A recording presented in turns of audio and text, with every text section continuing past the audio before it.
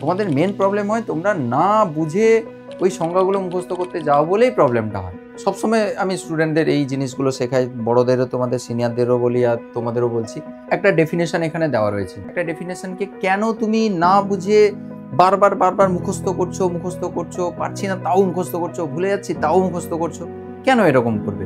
তুমি আগে সংজ্ঞাটার যে মেন বৈশিষ্ট্যগুলো রয়েছে, সেই মেন বৈশিষ্ট্যগুলোকে আগে নোট ডাউন করো। সেই বৈশিষ্ট্যগুলোকে দিয়েই তো তারপরে তুমি সংজ্ঞা রেডি করবে। সবসময় চেষ্টা করবে আগে ভালো করে বুঝে নেওয়া, সেখানকার ইম্পর্টেন্ট কি কি কনসেপ্ট বলেছে, কি কি লাইন বলেছে, সেগুলোকে দরকার হলে আলাদা জায়গায় নোট করে রাখো, তারপরে ওই সংজ্ঞাটা মুখস্থ করো। ডেফিনেশন মানে এরকম নয় যে বইতে যেটা আছে সেটাই ডিরেক্টলি কপি করে দাও। স্যারেরাও কখনো এরকম বলেন না যে যেটা বইতে আছে সেটাই লিখতে হবে, না হলে নাম্বার দেবো না। তুমি নিজের মতো করে নিজের ভাষায় লেখো না, বুঝে নাও, দিয়ে নিজের মতো করে লেখো, দেখবে বহুদিন মনে থাকবে। আর তোমার সংজ্ঞা মুখস্থ রাখতে অসুবিধা হবে না, সত্যিও অসুবিধা হবে না।